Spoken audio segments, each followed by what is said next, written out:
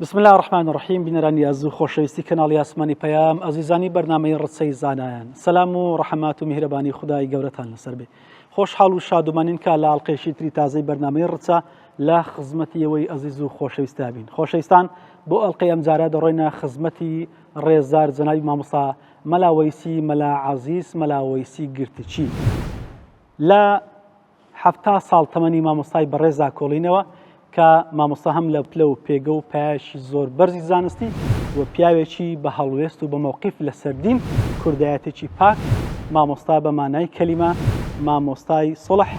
مامۆستای تەبایی مامۆستای برایی مامۆستای وەڕع و تەقوا و دینداری ئەوەی بەڕێز و خۆشەویستا دواساتی بەرنامە لەگەڵما من بۆی ئاشنای تەواوی ژانی ئەو مامۆستا بەڕێزە بین لە زمانی مامۆستا ئازیزانی کە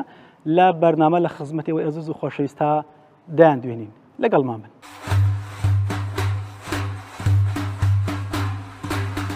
ژیان نامەی مامۆستا وەیسی گرتک ناوی تەواوی وەیسی مەلا عەزیزی مەلا وەیسی مەلا عەبدولخالقە ساڵی 1930 لە گوندی گرتک لەدایک بووە نەوەی ئیبن و ئادەمی باڵەچیە دەست پێچی خوێندنی لە حوجرە بووە لە لای باوکی و زانایانی ئەو کاتەی دەڤەری باڵەکایەتی و بۆ ماوەیەکیش لە شاری شنۆی خۆرهەڵاتی کوردستان خوێندوویەتی و پاشان گەڕاوەتەوە باڵەکایەتی و بەردەوامی داوە بە خوێندنی زانستە شەرعیەکان دواتر چۆتە بیارە بەڵام لەبەر زۆری فەقێ و قەرەباڵغی گەڕاوەتەوە شوێنی خۆی تا دوجار هەموو قۆناغەکانی خوێندنی بەسەرکەوتووی بڕیوە دوجار بڕوانامەی زانستی شەرعی لەسەر دەستی مەلا ئەسعەد ئەفەندی خەیلانی وەرگرتووە ساڵی 1960 بۆتە پێشنوێژ لە ڕەواندۆز هەر بە مەبەستی مەلایەتی چۆتە گوندی وەڵزەی باڵەکایەتی و کۆی لە وەڵا شەو سەرکان بەستێ لەم گوندانە چەندین مامۆستا لە سەردەستی ئەو بڕوانامەی شەرعی وەردەگرن ساڵی 1974 بەر لە ڕاگواستنی زۆرە ملەی گوندەکانی کوردستان ڕژێم دەیگوازنەوە بۆ دیوانیە دواتر دەگەڕێتەوە هەولێر شایەنی باسە مامۆستا لە ناوچەکانی سماقۆڵی گرتک هەنارە سێبەردان پیرانشار دێڵزیان بەستۆڕە شاوێز خەلیفان دەربەندی شەقڵاوە و هەریر پێش نوێژ و تارخوێن بووە هەمان کات تا بۆی کرا بێت حوجرە و مەدرسەی کردوتەوە دوجار مامۆستا مەلا وەیسی لە شەوی هەینی 27 دوازدەی 2000 وەفات دەکات و تەرمەکەی لە گۆڕستانی شێخ ئەحمەد لە شاری هەولێر بە خاک دەستپێردرێت. لە خزمەتی مامۆستا سەلاحەدین محەممەد بەهادین هەم کوڕەزای مامۆستا مەلا بەهادینی خەتێ هەمیش کچەزای مامۆستا مەلا وەیسی گرتچی کە هەردوو مامۆستای کیباری ئەو سەردەمە بوون خوای گەورە دەرەجیان عالیکە بەڵام باسی ئێمە لە خزمەتی ڕێزار زەنەی مامۆستا مەلا وەیسی گرتچیە کە مامۆستا کچەزای ئەوە دەست پێشی خوێنی مامۆستامان پێ دەڵێ تا ئەو کاتەی مامۆستا بڕوانامەی زانستی وەردەگرێ ئەو قۆناغانەی بڕێتی هەم بە شوێن هەمیش ئەو مامۆستانێکە لە خزمەتیان خوێندوێتی دواتریش دوای قۆناغی وەرگرتنی بڕوانامەی زانستی مامۆستا لەکوێ تەدریسی کردووە هەم مەلایەتی هەم پێشنێژی و تارخوێنی کردووە تا ئەو کاتێک کە سەردنێتەوە و ڕۆحیانەتی پاچی بۆ بارەگای خودای متعالە گەڕێتەوە مامۆستا سەلاحەدین سەلامی خوای گەورە لەسەر بی سەلامی خوای گەورە لە تو لە ستافەکەشت مامۆستا جەوهەری بەڕێز زۆر خۆشحاڵم کە لە خزمەت جەنابتانم لەم بەرنامە پیرۆز و خۆشەویستە لەخوای گەورە داواکارم کە تۆ ستافە بەڕێزەکەت لە ئەجر و پاداشدا وەکو مامۆستایان هەژمار بکاکاوان خزمەتی دین و دنیایان کردیە بێگومان بەرنامەکەی جەنابی شت کە بە بیرهێنانەوە و پیشاندانی خزمەتی مامۆستایان و خزمەتکردنیان بە ئاینی ئیسلامی پیرۆز دەبێتە تێوشی قیامەت ئینشاءڵڵە بۆ تو ستافە بەڕێزەکەت بە هیوای ئەوەی خوای گەورە لەگەر ئەوان و پێغەمبەران حەشرتان بکات و پاداشتی زیاتریشتان بداتەوە ئینشاءڵڵە. زۆر سپاس مامۆستا. مامۆستا ئێمە لە هەنارین ئەو مزگەوتەی کە لە دواوەشمانە مزگەوتی شافعینەوە بەڵام چۆن دەڵێ مامۆستای ڕەحمەتی خۆی بنیاتی ناوە خوای گەورە لێی قبوڵکە ئێرە کە هەنارەیە وێزگەیەک بووە لە وێزگانی کە جەنەی مامۆستا مەلایەتی تێدا کردووە جا بەڕێستان وەکو کچەزای ئەو پێمان بڵێ دەستپێکی زانستی زانستە شەرعیەکان مامۆستا خوێندی لەکوێ بوو لە خزمەتی چێ بوو؟ زۆر باشە سەرەتا باپیری خۆشەویستە مامۆستا مەلا وەیسی مەلا عەزیز مەلا وەیسی مەلا عەبدولخالق مەلا محەممەد گرتچی لە گوندی گرتک لەدایک بوو و چای بە دنیا هەڵهێناوە سەرەتا شەر لەوەیەوە لەلایەن مامۆستایانی ئەوێ و لەلایەن باوکی دەستی بە خوێندنی فەقیهاتی و زانستە شەرعیەکان کردووە و لەوێوە لە زۆر شوێنی تریش هەوڵی تەواوکردن و ئەنجامدانی زانستە شەرعیەکان هەر بووە لە خەیاڵمە کە باسییان کرد با بم گوتی لەو ساڵانەی کە ئینتیفازە بوو لە ئێرانیش بووین گوتی مامۆستایەکی پیشاندام گوتی لە لای ئەو مامۆستایەش خوێندیتم واتە ئەو جگە لە ناو باڵەکایەتی و گوندی گرتک و مەنبەعی زانست و زانیاری و علم و معریفەت لە ئێرانیش دەرسی خوێندووە لەلایەن مامۆستایان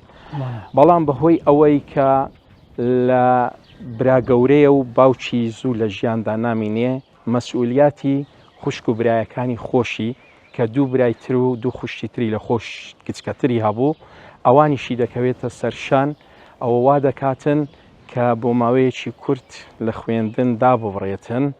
لەبەرەوەی ئەو لە هەمویان گەورەتر بوو بەڵام خۆشبەختانە و سپاس بۆ خوا لەبەرەوەی دەستپێکەکەی بە فەقیهاتی و مەلایەتی بووە و فکری زانست و زانیاری و علم هەر لە خەیاڵ و ناخیدا هەبووە دواتر پێ بە پێ مەرحەلە بە مەرحەلە لەکەن زۆر لە مامۆستاکان دەرس دەخوێنێت تا دەگاتە ئەوەی کە زانستە شەرعیەکان هەموو تەواو دەکاتن کۆتا جار لە لای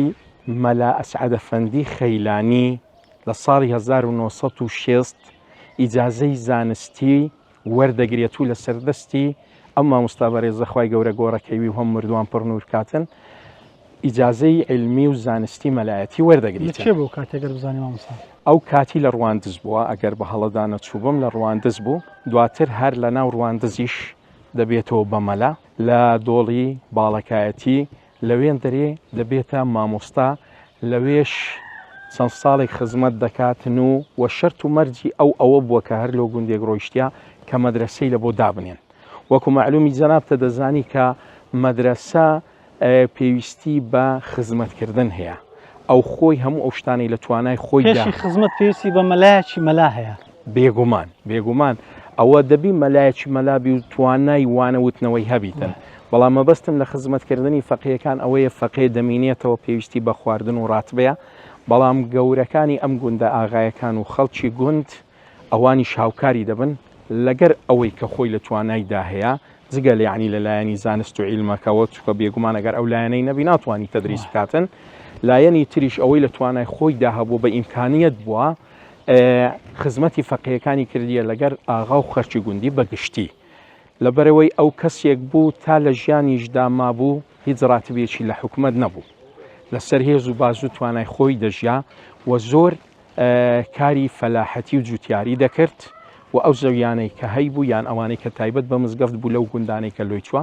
خۆی بەکاری هێنایتەوە و بەرهەمەکەی بۆ خۆی و خزمەتی فەقیهەکانی لەگەڵ هاوکاری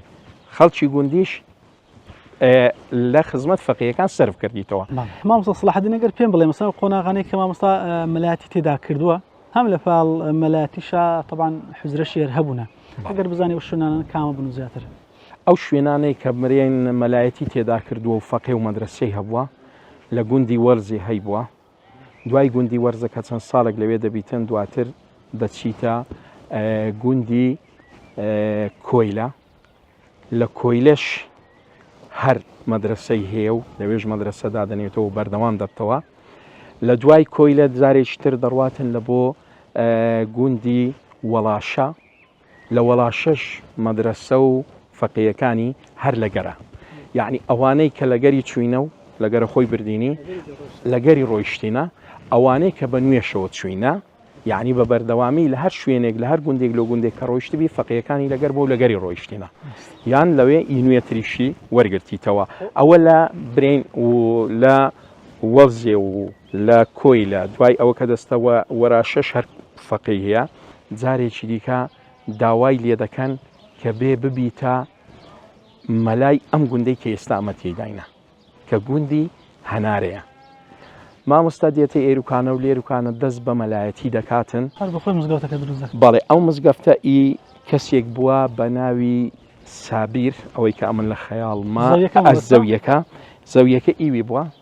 با پیریش لەبەر ئەوەی کە نەفیکران و ڕاگوازکرانەوە باغ و باغاتەکانیان سوتا حکوومەت تعویز و شتیان دەداتێ دوای ئەوە ئەو پارە و ئیمکانیەتێک کە لە دەستیدا هەبوو لەسەر ئەو زەویەی کە کاکسابیر لێروکانە دەیداتێ ئەم مزگەفتە بنیاد دەنێن و دروست دەکەن دوای ئەوەی کە دێتەوە لا یێدی قزلڕ دێتەوە کەرەچین بەڵام زۆر لەوێ نامینێتەوە ئەو جارە دەستەگوندی سێبەردان لە ساڵی 1970 هەتا ئینتیفازەکە لە 91 دێتە سۆران و دواتر دەچیتە ئێران لەوێ لەکەم مەلات تاهیری ئامۆزایەن و منداڵەکانی و بنعامەکانی نیشتەجێ دەبی و لە پیرانشار لەوێژ مزگەفتێک وەردەگریتن و خانیەک بەکرێ دەگری و لە مزگەفتەکەدا خزمەت دەکا ئەوەندەی کە لە توانایدا هەیە بە پێ ئەو کات فترەی زۆر وڵا لە ئاڵانەی ماوە دواتر زۆرۆڤ وای کرد کە بڕواتە ناو خەلیفان ماوەیەکی کورد لەوێ ماوە لە خەلیفانی شەوە جارێکی تر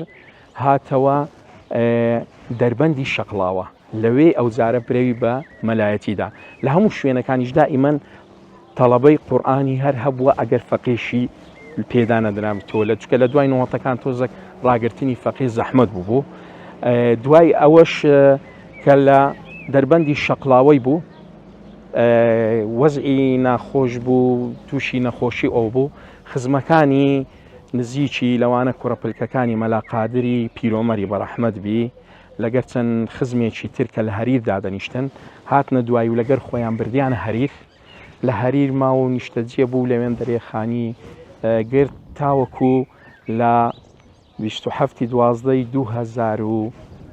ساڵی 2000 ڕێک کە مطابقی 15 ڕەمەزان بوو شەوی هەینی بوو لە نەخۆشخانەی ڕزگاری کۆچی دوایی کرد و گیانی گەڕاوە لای خوای گەورە.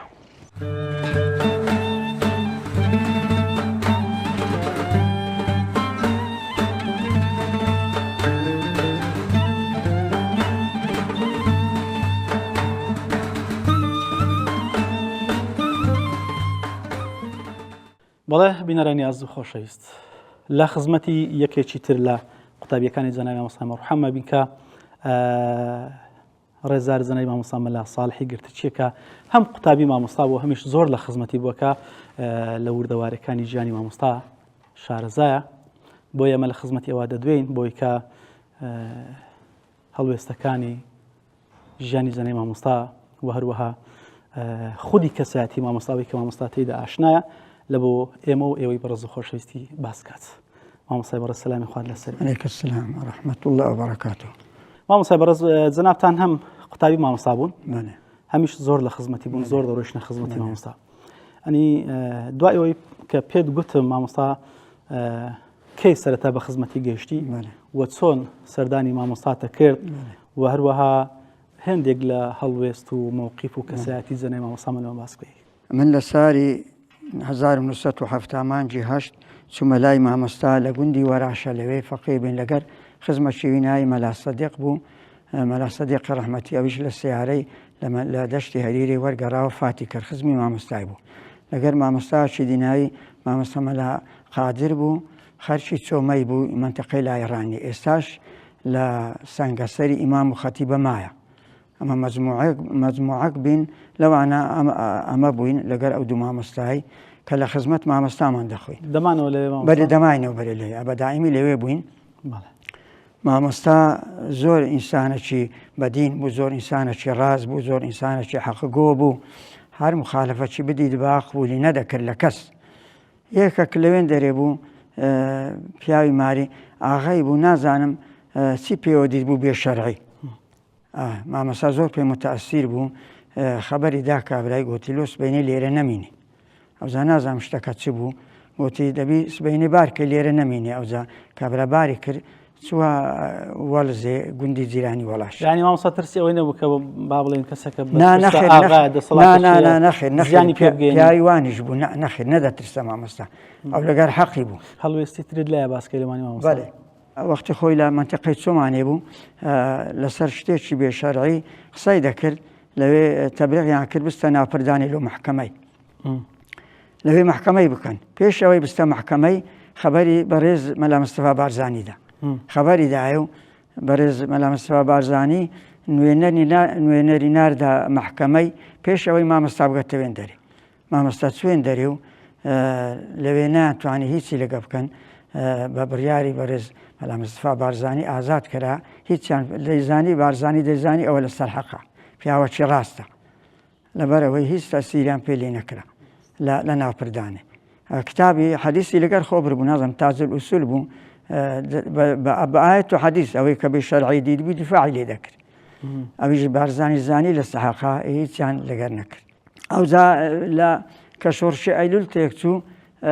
ئەوەی پیاوە معقول بوو لە منتیقەیما هەمویان بە زۆری نەفیان کردی لۆ جنوبی عێراقی یەکیان لەوانە مامۆستا مەلاوەیسی بوو نەفیان کرد ئەوجا نازانم لەسەر ناوی خۆی بوونە لە سەلاوی مامۆستا مەلاوەیسی گەورە بوو نەفیان کرد لۆیان دەرێ لەوێن دەرێش ئێقەیان گر بوو لە کۆری نەبوونەوە مامۆستا زۆر تەنگاو بوو وەڵا بەناچاری ئەو ئاەتەی خوین بۆ لۆ مەسئولەکەی دایرەی ئەمن وتی ئەو ئاەتەی قورئانی کە خوا فەرمی ئەلەیسە منکم ڕەجوڵ ڕەشید گوت بێ بەری زمانی بەعسی گوت بێ ئەو مەسئولەکەی ئەم بە ئیستیخبارات بووە پێی گوت بوو ئەلەیسە منکم ڕەجوڵ ڕەشید ئایا پیاوەک نەبوو لە عەرەبان ینی عەرەبە پیاوەکی باش مسلمان بیکەنە گەورەی عێراقی مشل ئەفرەق و هینا کردیتوە گەورەی عێراقی ئەو های پێگوت بوو ئەنی ئەوەندە بە جورئەت بوو لەوێن دەرێش مانەوێ هەر دیفاعی کردبوو وازی نەینابوو لە جنوبی عێراقی دوو جار چووە هەنارێ لە هەنارەی شەڕ بوو شەڕی پێشمەرگە و حکوومەتی گوتیان گوندەکەی دەستێنی مامەساژ گوتی خوا قبول ناکە ئەمارە مندارە گوناحی نییە ئەو گوندەی مەسوێنن گوناح و دەگاتێ ئامیرەکەش نازەمنە عەسکەری بوو نا ئیستیخبارات وی ئەمنی بوو گوتیان ئەمە ئەمرمان پێکرایە ئیلا دەستێنی مامەستاش ئەو حەدیثی پێغەمبەری صلی الله علیه وسلم لێ خوێن بوونەوە لا طاعة للمخلوق في معصية الخالق تمانە گوناحی تێدا نابی بەخسێ ئامیری بکەیت نابی ئەمرەکەی تەنفیز بکەی مادام بێ ئەمری خوای تێدا ئەوانی شەهر مصیر بوون لەسەر هەندێک گوتیان ئەمە ناتوانین ئیلا دەی بستێنین لە ئاخری مەسئولەکە بە مامەستای گوت بوو لۆ لێگەڕای ئەو شیعارە لەسەر دیواری مزگەفتێ نووسراوە لە زدی حکوومەتی بەعسی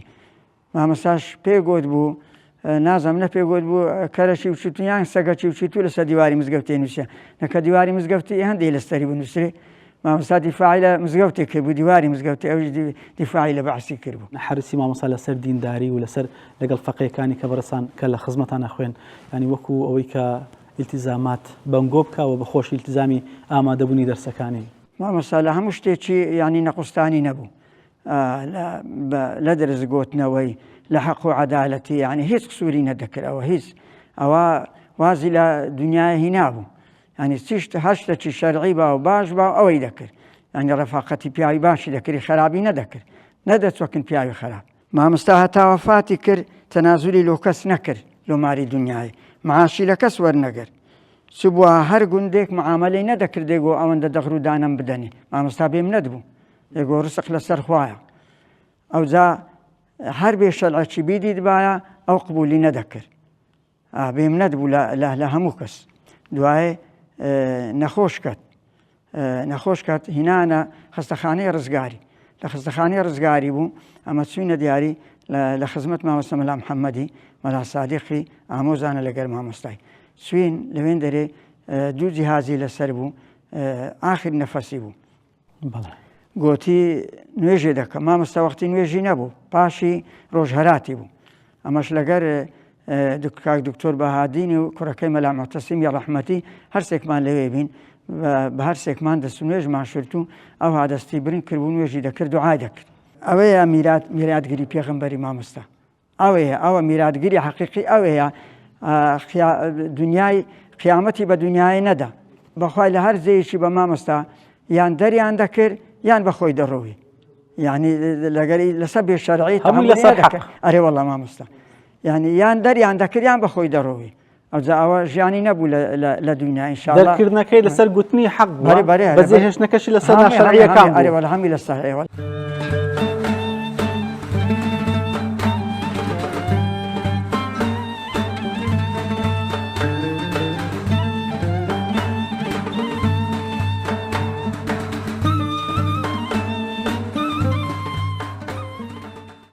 من لە خزمەتم خوێندیە ساڵی 1970 لە وەڵاشێ لە خزمەتی بووم هەر سێ مانجی هاوینێ لە خزمەتمە خوێن سایەکی باشی لەگەڵە کردین دەرسی بە باشی پێگوتین مووقفیشی گەلێک باش بوو بەرامبەر بە فەقیان و لەگەڵ عالمی ئینسانێکی تەقواش بوو لە دینیش بەرامبەر بە دینی زۆر تەقوا بوو مختصرم لە خزمەتە خوێن لە عیلمی ئەوزار لە شەرعیش مغنی محتاجم لە خزمەتە خوێن فەقیەکان دیکە شەرعینی بەو شێوازەی دەرسی عیلمی و دەرسە شەرعیان هەبوو هەر سێ مانجی هاوینێ لە خزمەتی بووم لە وەڵاشێ دوایێ لەوێ ڕۆیش دۆڵێ باڵەیە لەوێش چۆ نێوخانێ لە نێوخانش دەگەڵی چوم لە خزمەتیم 2 مانگاش لەوێ دوایێ ئەمە ڕۆیشتم لەوێ پاشەنجێ من نەچوومەوە خزمەتی بەڵام ئەو یعنی دوایێ حکومەتی عێراقێ یعنی گرتیان و بردیانە جنوبی لە جنوبیش نەفی بوو دوایە هاتەوە لێرانش لە زۆر گوندان مەلا بووە مەلایەکی مووقفی باش بوو خەڵکیش لێ رازی بووە لۆ پرسیارێ شەرعیش کە پرسیاریان لێ ئەکرد پرسیارەکانی زۆر بەچاچی و بە باشی جواب بەدانەوە هەتا جارێکی لەگەڵ مامۆستایەکی من دەگەدا بووم مناقەشێکی باشە لەسەر مەوزوعەکی کرد یعنی ئەو لە مەوزوعەکەی بردیەوە مەقسەدم لەبەر هەندێک باسیەکەم کە ئینسانێکی هەشیار بوو ئینسانێکی تێگەیشتی بوو لە شەرع و عیلمی زانا بوو لە ڕووی عیلمیەوەی باش بوو بەڵام مەسەلەی ئیجازیان دەک فەقێ داهاتن زۆر لەکرەوی مەسەلا بینی مادەی نەسەریان ناخوین مادەی نەخواریان نەخوین داهاتنە خزمەتەوی مادەی نەخوارش کابراگە بخوێندی 24 ساڵا بمینی تو هەنجێ ئەگاتە ئیجازی هەبوو مەسەن ساڵەشێ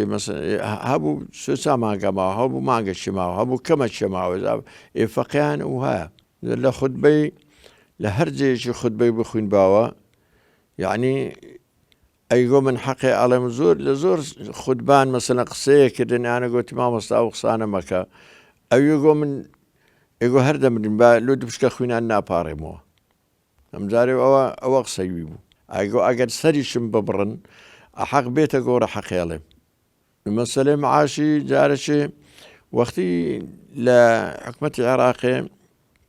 کە مەلا چون ئیمتیحانێ بدەنەوە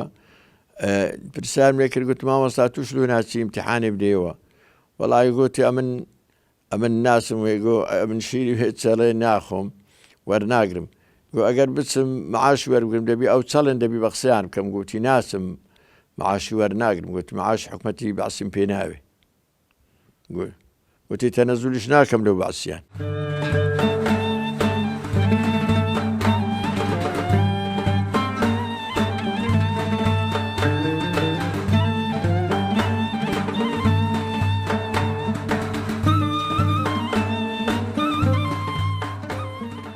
بەڕێز مامۆستا زرار گرتچی لەبەرەوەی هەم سەلامەتی هەم وەکو چۆن دەڵێ ئامۆزا و بنعام باوشی بەڕێستان هەم برایشیری و لەگەڵ مامۆسای ڕەحمەتیە طبعاً کە ئەوەندە لێک نێزیک بوونە بە خۆشتان کە ماشەڵڵا هەر مەلاز زادن خی گەورەی لێتانی قبولکە دەردی سەری مامۆستایان زۆرە بە تایبەتی مامۆستایە کە حەق بێژ بی زادەمەوێ ئەو دەردی سەریانەی کە مامۆستا لەسەر ئەو حەق بێژێ کە هەیبووە چەند بوون و چی بوون و لە چێ بوون و چۆن بوو کە بە سەری داهات مامۆستا زۆرێک لە شار و دیهاتەکانی کردیە لەو زۆر گەڕانەی جێگۆشیە زۆری بوو حتمما یانە دەرکراوە مەسەن جاتی مامۆستایان کردووە جا شەرعەکی با بڵێن کردووە پێڕازی نەبوون یان ئاغا و کرمانجووە یان حەقبێژی گوتیە یا مەسەن حرمی نەفسیان لەگە کردووە فکرە و بیرۆکەی هەمە جۆریش حتمما هەبووە دژ بە مامۆستا ئەوە بیرۆکی مەسەن شوعیەت بووە ئەوە بیرۆکی مەسەن کوردایەتی توندڕەوی تێدا بووە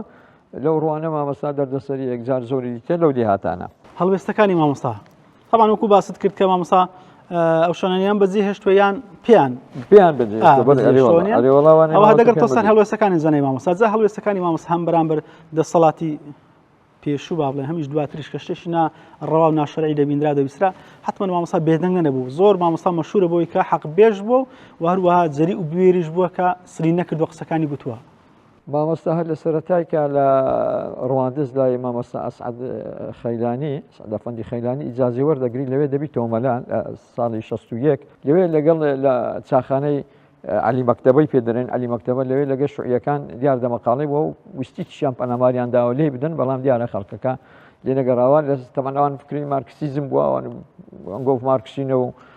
مارکسیەکانیش هەر لە سەرەتایەوە فێڵێنە مسلمانان کردیە و شوعیە و ئیسلامیە بەوەی هاتنە ناو خەڵکەکەی دواتر ئەو لێوێ هەڕەشەی مامۆستای دەکان دەرێ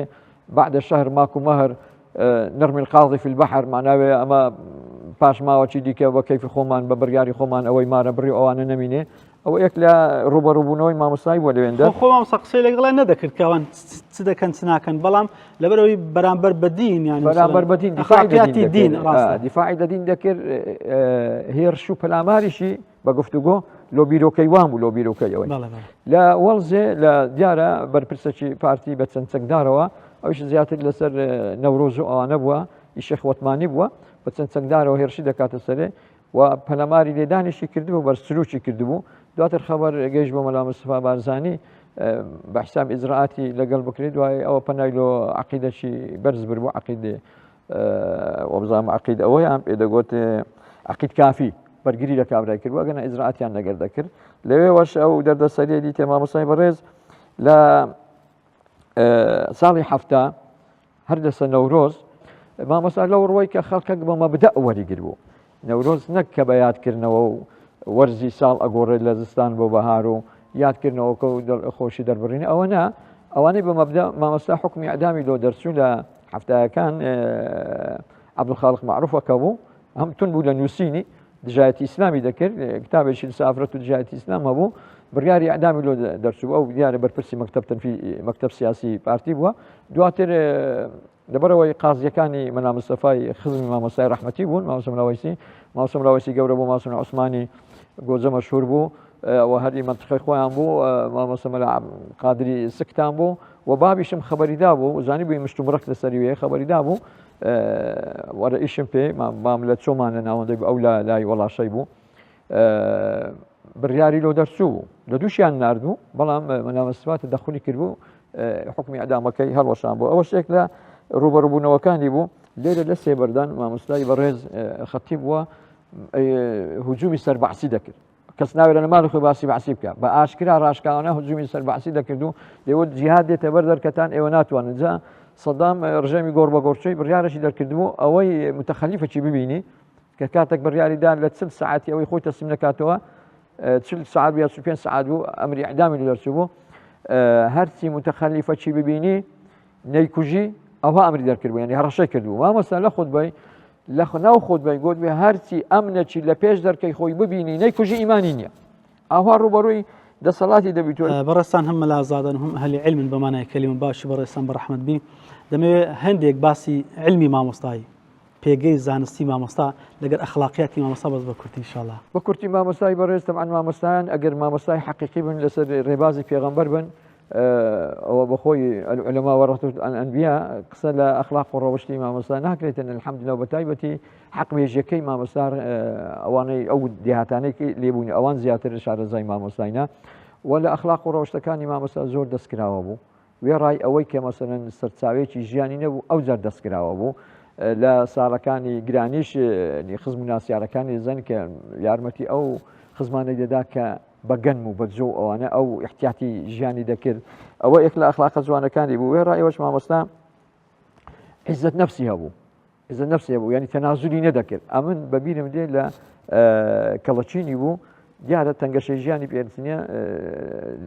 بە منی گۆگۆتی دەمەوێت هەندێک کتابی بفرۆشم ئەنی ژیانەکە ناچاری کرد مامۆستا زۆر کتابیان خۆشەوە ئەگە زۆر ناچار نەبن ئەنی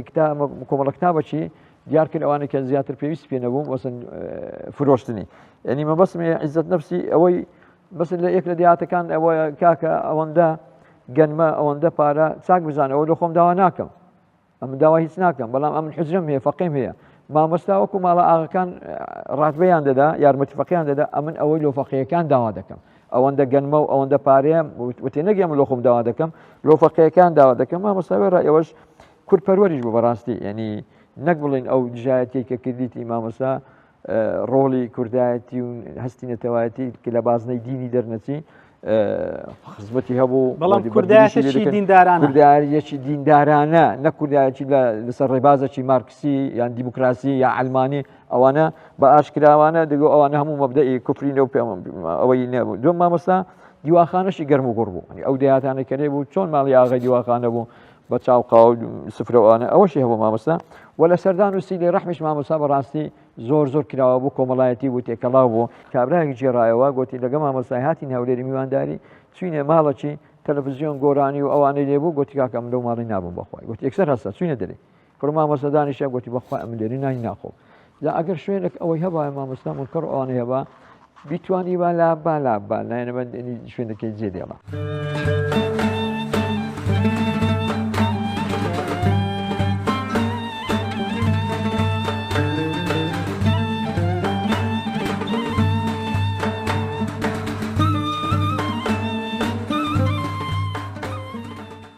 لە 63 ئەمن لە ڕەواندزێم دەخوێند ئامۆزایەکیوی ناوی مەلا محەممەد بوو ئێستا ڕقی بێنە مەلا محەممەدی سەلمان پاک ئامۆزایوی بوو لە ئاکۆیان دەخوێن چۆ بۆ حەجێ مەلاوەسی هاتە ڕەوانزێ ئەمیش ناسیارەتیم لەگەر هەبوو داوام لەگەر گوتم ئەگەر مەجالت هەبی بەنیازم بێمە خزمەتت لە 63 بوو ئەو کاتی 63 بوو گوتی با بچمە ئاکۆیان بە خێرهاتنەوەی ئامۆزایەکەم بکەم لە حەجی هاتیتەوە مەلا محەممەدی جاکە گەڕامەوە ئاگادارتەکەمەوە پێکەوە دەچین ئەنی جێگای کردم کەوا دەرسێم پێ برێتن جا لە 63 کە ئەو چوو ئاکوان و بە خێراتنی ئامۆزایە خۆی کرد و هاتوو گوتی منی حازرم ئەمیش گوتم ئەشام حازر کردیە و ئەشیامان لە سەیاری بار کرد و چوینە گەرارێ لە گەرارێ چوینە وەرزێ ئەو لە وەختی ئیمام و خەتیب بوو لە وەرزێ چوم جێگام لە خزمەتەوی گرت و ئەمیش ئەو کاتی جامیم تەواو کرد بوو کتێبێک هەیە لە عیلمی پێگوتێ سیوطی مغرتابم دەست پێ کرد پاشان پەترەشی هەتا و مغتلابەشم خوێند و تەواو بوو دەستم بە سووتیە کرد سووتیشمە لە خزمەتەوی خوێند کتێبێکی هەیە گەلم بەوی ئادابی پێرێن ئەویشمە لە خزمەتەوی خوێند کتێبێکی هەبوو عەبدوڵڵا ئەزدی ئەویشمە لە خزمەتەوی خوێند ئەو کتێبانەش ئەدور و درێژ بوون ئەمە زۆر پێوە تقریبن من لە 63 لەوێ بووم 64 لەوێ بووم وا بزانم 65 لەوێ بووم ئەو مامۆستا مەلاویسیە پیاوەکی عالم بوو پیاوەکی سەخی تەبیعات بوو فەقەی زۆر خۆشەویستن یعنی ئەگەر لە دەسەڵاتی وی هەبایە پێی خۆش بوو هەموو جەما خواردن لە ماراوی حازر کرابە بەخۆشی خوانچەی هینابا لەو فەقیان فەقەی هەندە خۆشەویستن هەندەشی پێخۆش بوو خزمەتیان بکە وەختەشی تیارەی عێراقی هات لە وەرزێ لە مزگەوتێدا لە حوزرێ فەقەیایدا لە خانێ مەلایدا لە سەرماری دیکەشیدا قەسفی کرد بەو شەوەی بە مەغریب بوو یعنی بینی مەغریب و عیشا بوو ئەو عالەمە هەمووی وەچیان کرد یعنی دەستی نەهاتە بەرێ فەقەینا ئەوە دەزان ئەمە وەچیاکەتین وەزە نەخۆشە هەڕوونەوە مارێ خۆجارێ هەندێکی دی هات بوون فەقێ ئەویشی ڕاگرتن گوتی ئەم گۆش مەڕون هەتا من کلێم کردە سۆبەت مامۆستا مەسەلەی کوردی هەیە دەرێ میوانی سەخرەتیە و خانوخۆی لە هەردوو لایەن گوتم ئەمە پێمان ناخۆشە کە فەقینە ئەتو پزر فەقیان ڕابگری لەبەرەوەی وەزعەکە ناخۆشە ئەمە دەچینە بن بەرداو یعنی ئیدارەی فەقیاش لەسەر موسڵمانە ڕات بێیان دەدەنێ و خزمەتیان دەکەن و نانیان دەدەن چایان دەدەنێ وەکو پێویست نەبادا خزمەت نەکرێ دیار بوو بۆ پێکەنینەوە گوتی ئەمن خزمەتی هەمان دەکەم وزمە لەو قسەی گەڕێ برێ فەقی هاتینە و ڕان نەگرم مامۆستا مەلاوەتی پیاوێکی سەخی تەبیعات بوو پیاوەکی مەلا بوو قسە خۆش بوو قسە توندیش بوو مەسەلەن لە ناحیەی دینی زۆری ئەوە بوو تون بوو.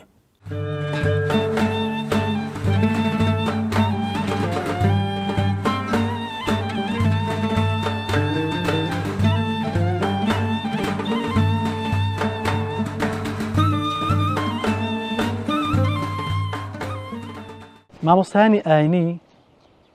لە جگەلەوەی لە حوزرە و مەدرسەکان فەقەیان پێدەگەیان لە گوندی شویان ئەو شوێنانی کە مامۆستا تێدا مەلایەتیان کردووە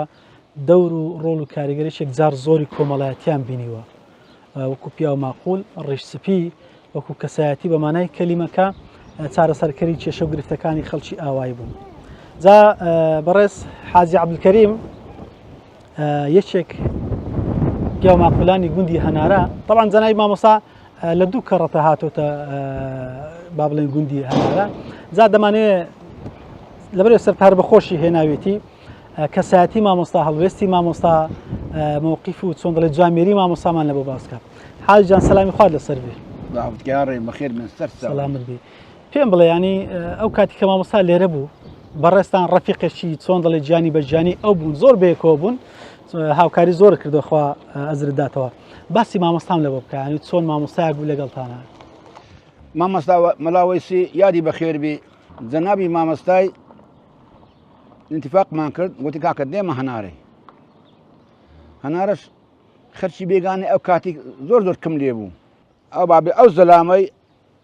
ئەو حاردەی پێشکەشی مامۆستا مەڵاوەیسی کرد لۆ مزگەفتێ مامۆستا مەڵاوەیسی مەلایەکی ئەوەندە بەقەوەت بوو ئەوەندە پڕحیلم بوو ئەوەندە زانا بوو لە تەرحیلی لای گرت و ڕووستانیش 12,000 دیناری بەگرت بوو تەعویز منەتی بپارێت و پارێ من و ئەوەی نەبوو. ینی مامۆستا چوای کرد بوو خەڵکی گوندی بە تایبەتی بە ڕێستانوانە ئەوەندەتان خۆش بێ ئەوەندە ڕێزی لێ بگرن وەکو برا گەورە قسە و ئەمری نەشێنن. پیاوەکی بێفەرق بوو ئەوە یەک دوێ من زۆر پڕعیلم بوو لە عیلم ببووە لە بۆ مەسایلی سڵح و ئاشتەوای بەرێ دەرەجە یەک بوو یەک کەس لە گوندی یەک عادزبا لێ ناگەڕا دەیگیانەوە دەگۆ وەرە ئەدەن پیلی شێکرد و تێ هەرە بەبێ منەتی ئیلا دەبات جێبەجێ منەتی بەوەی نەبێت و دینارە چ دەیە عەربەگەنمە چ دەیە ئەوە نەبوو ساو بەرەو ژێر نەبوو عیزەت نەفسی هەبوو منەتی کەسی نازانی وەسوی مەلاوەیسی نە بە کەس دەگەڕێتەوە نە بە کەسی دەکرێت لە بە ئەوەی چاوی لە قەزاگەرمەکی تو نەبوو چاوی لە پێی دینارەکی تو نەبوو ئەو کاتی ئەم دەجێر معانە هەبوو فلوس هەبوو و ئەو ڕوونیە ئەم نواک عمرم خلاص بوو ولا ئەو مەلاوەیسی هەتا ماوەی چاک لێرە ماوە لە دوایە هەستا لەنا ئەو گوندەی بۆ شەڕێکی گەلە گەورە حکومەت و پێشمەرە لێچیاندا لە دوایە پێشمەرگا ڕۆیشتن حکومەت هات ئەو گوندەی تەرعیر کرد و بە شۆفەران تەختی کرد وەچ ئەو گۆڕەی لەکرد واللهی ئەو چەقەخانە مابوو ئێ مزگەفتێ یەک خانی لە گوندەی نما هەمووی بە شۆفەری تەختیان کرد و سووتاندیان و ئەو چەقەخانەوە کە مامۆستا مەلاوەیسی ئێدی مامۆستا مەلاوەیسی تاوە چینێ پێی خۆش بوو حەزی لێ بوو لێرە وەچ شەڕە گەورەکە ڕوویدا مامۆستا مەلاوەیسی ڕۆی دنیاکە هێدی بۆ هێمن بەوە سوای تڕمبێلم چوومە دووی وتی مامۆستا دەی بێەوە لە چێ بوو لە چێ بوو کات مامۆستا لە پشت شەقراوای لە گوندەچی بووم چوومە دووی گوت هەر قوربان خانەکەم لۆ بکە دێمەوە هاتینەوە قسمەکانی خۆمان هەموو هەر بابێ گوتم کاکە یاڵە خانی لە مامۆستا مەلاوەیسی چاکەینەوە مامۆستا مەلاوەیسی دێتەوە وەچی بارانیش وەشاوە خانیۆ دەکەین وتان زۆر باش وەلا عالەمەکەش هەموو ئەوی قەمیشی هینا و ئەوی داری هینا و ئەوی بناغەیدانا و خانیەکەمان لۆ چا کردەوە وەچی خۆمان لێ کردەوە چوومە دووی وتم مامۆستا ئەوجا ئۆتۆمبیلم هیناینە بامارەکە بین و هەنارەی ئەوی ئەتو گۆتی تت هەموو شتەکەمان لۆ چا کردی گۆتی وەرە گوتم بەرێ مامۆستا گۆتی کەسی مامی نایەمەوە گوتم مامۆستا کوونایەوە ئەمن خانیم کردیە ئەم مەفسرەفم کردیە گۆتی قوربان ئەوجا قسەی ئەو هاوە دەیگۆ قوربان گۆتی قوربان ئەلحام پێشان لە هەنارێ بم مەلایە فلان و فلان و فلان و فلانی بووم ئەو وەسعە نما ئەوانی ئەمن مەلایە ڕدێنس پێم بوون ئەوان نماینە قسەیان ناڕوە چیان پێ ناکردی فرانکەس و فرانکەس دەو ڕاستی گوندێوان گوتم مەلایەتیوانیش ناکەم ئەزە ناویان ئادەم خۆ عافیانکە گوتی فرانکەس و فرانکەس دەو ڕاستی گوندی هەنارەی ئەم مەلایەتیوان ناکەم ناشێمەوە دەبی وازشم لێ بینی و وڵا زەنای مامۆستا مەڵاوێسی نهاتەوە و عاسی کەلام ما هەتا مامۆستا مەڵاوێسی هەتا مردش هات چون دەکرد زۆر سیقە بڕنایشی لەسە من بوو لەبۆ ئێوە من برک قرزەکەم هەبوو تڕم بێ لە مڕم بێ لە مەسەرە باش بوو لە خوای بەزیاد بەالحەمدوللا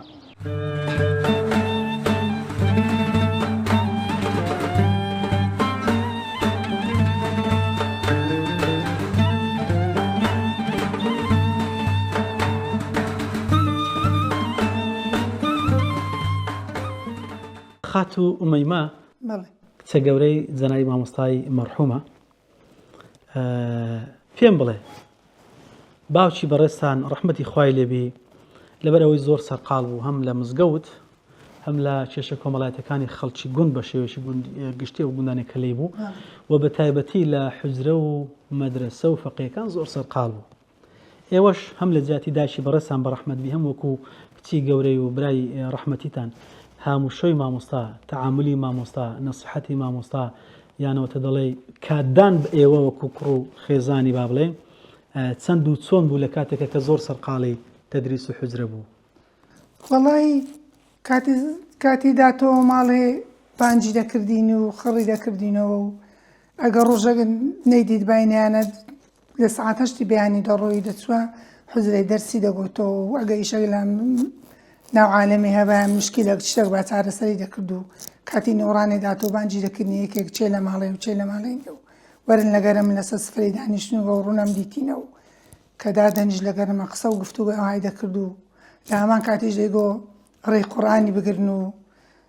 تووشی حەرامی یعنی کە کۆی دەکردنەوە دوای ئەوەی مەبەستی بینینەکە لەلایەکی مەبەستیەوە بکە نەسیحەتتان کەوایە کە نەسیحەتی دەکردین دەیگۆ من وە مەزانن ئەمن بابین گۆمە و مەلامە و عالم پرسم پێ دەکا و دەچم و ئەمن لە قیامەتە هیچم لەنگۆ پێ ناکرێ دەبی ئەنگۆدای من حەزەی بکەن و قیامەتی خۆتان بەبیرمی شەرمەزارم مەکەن و سبەی دوا ڕۆژ بمرم شەرمەزارم مەکەن عالم لە قەبری قسەم پێ برێ و یانە برێنەوە چیژی فرانکەیسە و یانەوە کوڕ فرانکەسیە و ئەتوو بەس دەبی کە لە پاشی مناگات لە خوشکەکان بی و لە هەمووان بیت و دایمە ناو نەسحەتەوە مۆژگاریە بوو قەت لە هەمانکان توندیش بوو بە زۆر بە خۆشەویستیش بوو هەمووی زۆر خۆشەویستن فەرقی نەدەکرد لە مەعبەینی کوڕ و کچی برێوە کوڕەکم هەیە یان پێنج کچم هەیە هەموو چیەک ڕادەگرتن لە بۆ هی هەموو شتێکی ینی لە هەر شتێکی پێویستمان بە فەرقی نەدەکرد قەت زۆر جارەکەم مانگوت بە بابە برامانەوەی کرد دەیگوت لەوی گەڕێنەوە خۆم فەرقم نەکردیان گۆژ بۆ چیوی کچی من و ئەولادی من و خۆشم دێن و چام لە هەمووانە و احترامی خۆتان بگرن و عالەمێ بگرن و لەگە عالەمێ بەڕێز بن و بێشەرم و بێئەدەب مەبن و دایمەن وە مەکەن قسەتان بێتە سەرێ خۆ لە حەرامی پارێزن لە ئینسانی نامەحرەم بپارێزن تێکەری خەڵک مەبن جێشی بێشرعی و بێ ئەوەی تێدامی مەچوونە ناوێ ئەجا ئەمەش زۆر جارەڵا و نسحەتەمان وەردەگرتون مانگو بابمان لۆمێ و کە داتەوە مارێژ بە گفتوگۆ بوو بە پێکەنین بوو بە سەعوبەت بوو قسەی خۆش بوو لەگەر هەمووان قەت بە تووڕەی لەگەرمان نەدەچولاوە قەت برێن باب هەیە دێت تۆمارێ تووڕی عەسەبی ئێمەوانە بوو ئێمە زۆر نەرم و حەلیم بوو لەگەڵ دایکی بەڕێستان زۆر تەبابوو نیز مشکلیان نەبوو عیبیان نەبوو باش بوون ناڵمەگەر ئەوەی ئەمن بیستبوون بۆ نمونە هەتا ناوهێنانی یەکتریان لەگەڵ یەکتری ناوەکانیان گۆڕی بوو تەبانەوە هەر لە خۆشەویستیە چیان پێک دەگۆ چۆن بوو تەعامولەکە چ بووە کە هات باوە مارەی لە دەرکەی حوشەی هاواری دەکرد باشتی داکم دوور بۆ دووربانجی جواب دەداوە دەڕۆی لێگۆ بەرێ گیان هاتم بەڵێ گیان ناوی بەهاشتی نەبوو ناوی بەهاشتی نەبوو خۆی ناوی گورنان بوو هەرەوە بوو ئەزە جارێک لە بەردەوام بانجی دەکرد قەت جێمان لێ نەبوو ناوی ئەزە جارێک لە زانی بەهاشتی یعنیەوەی کە من لێ ڕازیمە کە پیاویش لێ ڕازیم حتمە خوا لێ بەڵێ ئەزە جارێک لە داپیرم هادەمە لە داپیرمان جێمان لە قسەی بوو گوتی 10 ساڵان لە گوندەچی مەلا بوو گوتی هەتا ئەمن نەمگۆتە کچەکەی خۆم گورنام وەرە گوتی میوانەکە گوتی لۆ ئەتوو کچەکەت ناوی چییە؟ گوتیمش گوتم ئەم کچەکەم ناوی گورنامە گوتبی 10 ساڵە لێرەیە هەر بەمانزانی ناوی بەهەشتیە چونکە مامۆستا هەر بانجی کردی تێ بەهەشتی هیچ جێمان لێ نەبووە ناویدا زەمیش دەم گۆدایە تو 10 ساڵان لەوێ بووی غەریبی کەس و کار نەکرد گوتی ناوەڵی 10 ساڵان لێ بووم چونکە دڵم لەگەر بابت خۆش بوو نەمدەزانی نەبرام هەیە نە خوشکم هێ نەداکم هەیە 10 ساڵان دەیگۆ کەسی خۆم نەدیت هیچ جێشم لێ نەبوو چکەیگۆ بابت ئەوەندە باش بوو ئەوەندە بە محەبەت و خۆشەویست و ئەوە بوو هیچ کەسی خۆم بەبیر نەبوو. ئەنی مامۆستا پێمان دەڵێ لێرکۆنە و تعاملێکە لەگەڵ خێزان و با بڵێن کچ و کوڕەکەی کە هەی بووە چۆن دڵێ قورئانی بووە ئەگەر چی لە دەرە زۆر سەرقاڵ و مەشغوڵ بێ لەگە فەقیەکان مامۆستان فەقێ مەشغوڵ بوون کاتی بەڵام کاتی بە هەم بە ئێوەدایە و لەگەڵشتان بەردەوام بوو ئەوە لە بیر نەکرد هیچ کاتێک هیچ کاتە چێمە لە بیر نەکردیا نەدایکم و نەبرام و نە بە خۆمان و کاتیاتی تۆمارێ قەت بە تووڕێی ناتی تۆمارە هەر بە پێکەنین و بە کەیف و سەیف و دانیشتن و هیچ سەربەردەک بەسەر هاتەچی و کاتت لە بیری لەوانی باسکەی بەخوای کاتەکانی کویانی وەکو هەڵوێستی مامۆستا وەکو مووقیفی مامۆستا لەگەڵ ئەنگۆ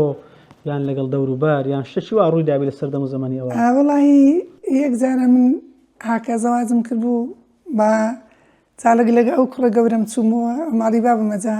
خوشەکانم جێڕایەنەوە لە دەرکە حوشەی پێکەنین گوتیان بابم ئەو ڕۆبەمای کفتە لێ نایە گوتی ئومەیمەد هەیە توش نێوڕانێ نهاتی مەغریبی هاتی گوتم هەرگرن بەخوای هەردێ ئەمش گوتم بابا کوزانی دەم دێم گوتی وەڵاهی دڵم خەبەریدا هەردەی چونکە بابم بەڕاستی زۆر برادەر بوو لەگەلمان ئەوە نەبوو پیاوێکی دیندار بوو چۆن دڵێ دڵی لەگە خوای ڕەبت بوو ڕۆحیەن و جوابی وەردەگرت بۆ دانی لەوەندێ زۆر ئەو بوو زۆر جار بە من دەگۆ ئەگەر بەڵام حەمەد پێی نەگوتی مەچەوە مێوە میشدەم گواخە کو دەبی بابا من نێمەکنێت و دەیگۆ بە من بریا من دێمەکنێت مشکلەی دروست مەکە لە ماری ئەمن دێمەکنێت ئەوەی مەکە دەستت خۆشبی خی گەورە عاقیبەتمەش بەخێر بجێڕی و گۆڕی مامۆساش پڕنور کا ئینشاءالله لە بەهشتەکانی خوا بە خزمەتیانە شاد دەبین و ئینشاءالله ئەگەر شتێک تەبی زۆر سپاس دەکەین لە کۆتایی ئێستاژ ئەوەندە سووم لە بابمە زۆر زار دەرم دەی بە میوانی نێتەوە چاوەڕێ ئینشاءالله لەوێ بە خزمەت تێگەنەوە ئینشاءالله ئێستا ئەمە زۆر کە زۆر شتمان بێتە پێش ناکەین دەرێن بابمان بەمەی گوتیا وە بکەن بتان بینم لەبەرەوی شەکەی ناکەین دەرێن نەسەحەت و ئامۆژگاریمان هە لە مێشتیا ئەومان نەکردی ئێوە سەدەقەی جاری ئەوەن ئینشاءالله لە دوعای خێر لە بیری مەکەن ئەویش شەشی بە خۆی چاندووە کە سەربەرزانە لەوێ بە خزمەتی خوا بگە ئینشاءالله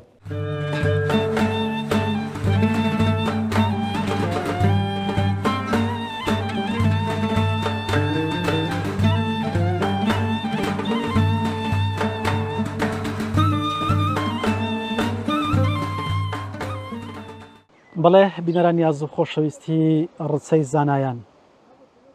لە خزمەتی ڕێزار زەنای مامۆستا مەلا وەیسی بووین مامۆستا 70 دانە ساڵ تەمەنی پڕ لە بەرەکەتی بوو مامۆستا وێزگە گەلێکی زۆری بڕی لەبەرەوەی هەم مامۆستایەکی ناودار مامۆستایەکی پڕعلم مامۆستایەکی بە هەڵوێست بوو زۆر شارە دێ و گوند و شار گەڕا هەم لەبەر ئەوە جێگەی نەدەبەوە لەبەر حەق بێژیەکەی هەمیش لەبەر هێندێک خەسڵەت کە دەبیندرا دەبیسترا مامۆستا بۆی قبول نەدەکرا مامۆستا لە پێگەیەکی زۆر بەرزی زانستیا بوو مامۆستا پیاوێکی کۆمەڵایەتی بوو ئێمە هەرچەند بین لە سەر ژیانی زەنەی مامۆستا بدوێن ناتوانین حەقی خۆی تەواو پێ بدەین بۆیە لە بەرنامەیەکە ئیکتیفامان کرد بە کورتی لەسەر ژیانی ئەو مامۆستا پیا بەرزە خی گەورە دەرەجێ عالیکە مامۆستا مەلا وەیسی مەلا عەزیزی مەلا وەیسی گرتچی لە ساڵی 1930 لە گرتک لەدایک بێت و لە 2000 لە شاری هەولێر وفاتەکات و تەرمی بەڕێزان لە گۆڕستانی شێخ ئەحمەد لە شاری هەولێر بە خاکە سپێرن هیوادارین کە سەربردە و باسی خواسی ژیانی جەنای مامۆستای مەرحوم ببێتە دەرسێک و عیبەر و پندێک بۆی ئێمەمان چاو لەو میلادگرە ڕاستەقینەی پێغەمبەرکەین صلی الله عليه وسلم کە ڕاستگۆیانە و